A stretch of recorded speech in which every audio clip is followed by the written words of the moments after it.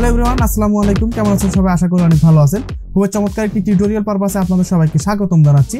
তো ভিডিও শুরুতে আপনারা যে ছোট্ট একটা ইন্ট্রো দেখেছেন, তো সেখানে কিন্তু একটা জিনিস দেখলে বুঝতে পারবেন। তো এখানে কিন্তু একটা ভিডিওটার মধ্যে কিন্তু একটা নির্দিষ্ট একটা অংশ ফিক্স রেখে বাকি কিন্তু ফিক্স রেখে ওই অংশটা কিন্তু স্টেবিলাইজ অবস্থায় আছে। তো আসলে এটা কিভাবে করতে হয় সেই বিষয়টা আপনাদেরকে আমি এই ভিডিওতে দেখানোর চেষ্টা করব। তো আমরা এখানে সফটওয়্যার হিসেবে ব্যবহার করব দাভিন্সি রিজলভ, নট আফটার ইফেক্ট ব্যবহার করব না। তো আফটার ইফেক্ট দিয়ে এরকম কাজ করা যাবে, তো আমরা পরবর্তী কোনো এক ভিডিওতে জানার চেষ্টা করব। তো এখানে আর কথা না, চলুন শুরু করা যাক। তো শুরুতে আপনারা দেখতে পাচ্ছেন আমি কিন্তু দাভিন্সি রিজলভ সফটওয়্যারটি এখানে ওপেন করে নিয়েছি এবং একটা ফুটেজও এখানে ইনপুট করে নিয়েছি। তো এখন আমি কি করব, আমি যদি ফুটেজটাকে আপনাদের একটু প্লে করে দেখাই তাহলে দেখেন ব্যাপারটা আমাদের কিন্তু ফুটেজটার মধ্যে কিন্তু একটা স্টেবিলাইজ অবস্থায় আছে। আমরা চাচ্ছি আমাদের যে মডেলটা আছে সেটাকে আমরা স্টেবিলাইজ করে বাকি অংশটুকু যেভাবে আসে সেটাকে আমরা নড়াচড়া করব, এই যে ব্যাপারটা। তো এটা কিভাবে করবেন? তো এটা করার জন্য আমাদের সরাসরি চলে যেতে হবে ইফেক্টে আসার পর আমরা দেখতে পাচ্ছি এখানে কিন্তু অনেকগুলো কিন্তু আমরা এখানে ইফেক্ট দেখতে পাচ্ছি। তো এখন আমাদের প্রথম কাজ হবে, আমরা এখান থেকে ইফেক্টে চলে যাব। তো ইফেক্টে আসার পর আমরা দেখতে পাচ্ছি এখানে কিন্তু লকড অ্যান্ড স্টেবিলাইজেশন লেখা আছে। জাস্ট আমরা এই ইফেক্টটা কি করব, আমরা জাস্ট ড্র্যাগ করে এনে আমাদের ফুটেজের উপর ছেড়ে দেবো। তো আমরা এখান থেকে ড্র্যাগ করে এনে এখানে ছেড়ে দেবো।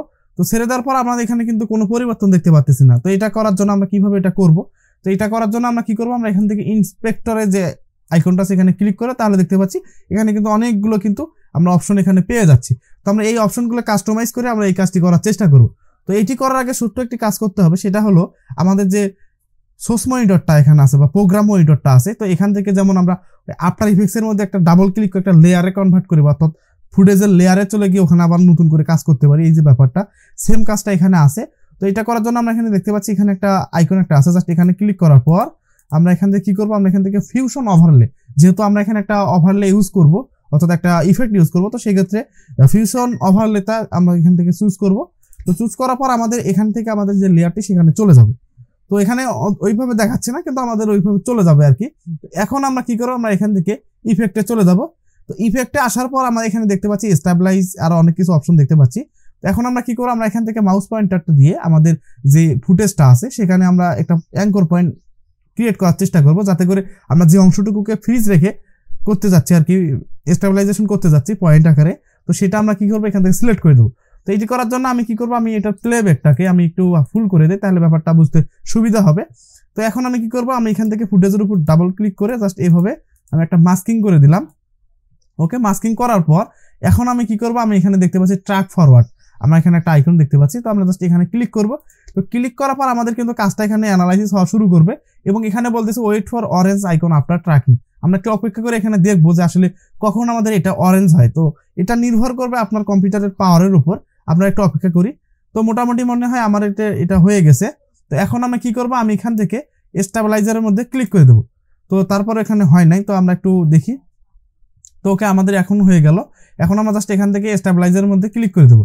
তো ক্লিক করার পর আমরা যদি এখন এটাকে প্লে করি তাহলে দেখেন ব্যাপারটা আমাদের কিন্তু আমরা যে অংশটুকু এখানে মার্কিং করেছিলাম সে অংশ ব্যতীত বাকি যে অংশটুকু আছে সেগুলো কিন্তু নড়াচড়া করতেছে।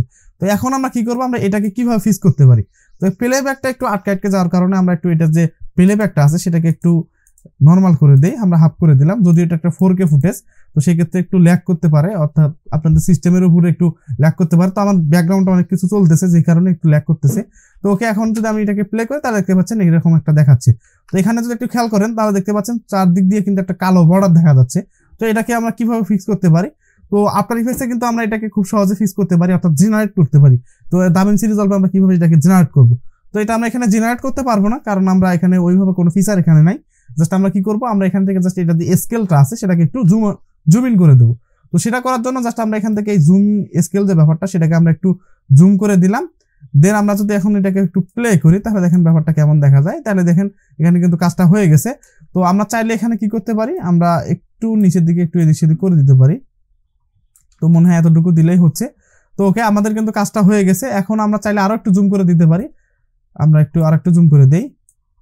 ওকে, মোটামুটি এইভাবে দিলেই মনে হয় হচ্ছে। তো এখন আমরা যদি আরো একটু প্লে করি তাহলে দেখেন ব্যাপারটা এই যে আমাদের কিন্তু নির্দিষ্ট অংশ একটা যে আমাদের যে মুখমণ্ডলটা আছে সেটা কিন্তু লক অবস্থায় আছে, কিন্তু বাকি যে অংশটুকু আছে সেগুলো কিন্তু নড়তেছে।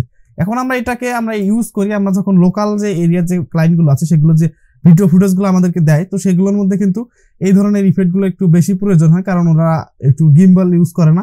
তো সেক্ষেত্রে হাত দিয়ে ইউজ করে, তো সেক্ষেত্রে এই ধরনের একটু প্রবলেম ফেস করতে হয় ওদের ফুটেজের মধ্যে। তো আশা রাখি আপনারা এই বিষয়টা আপনারা কিন্তু বুঝতে পারছেন। আর হ্যাঁ, এই কিন্তু আপনাদের কিন্তু এটা আমাদের কিন্তু দাভিন্সি রিজলভের মধ্যে কিন্তু এই ইফেক্টটা কিন্তু এখানে থাকবে না, আপনাদের এটা পে করে নিতে হবে। তো কিভাবে পে করবেন আমরা পরবর্তী কোনো এক ভিডিওতে আমরা এটাকে ডাউনলোড করে নিতে পারি বা পেমেন্ট করে আমরা এটাকে কিনে নিতে পারি, সেই ব্যাপারটা সম্পর্কে আমি জানানোর চেষ্টা করব। তো আমি আশা রাখি আপনাদের ভিডিওটি ভালো লেগেছে।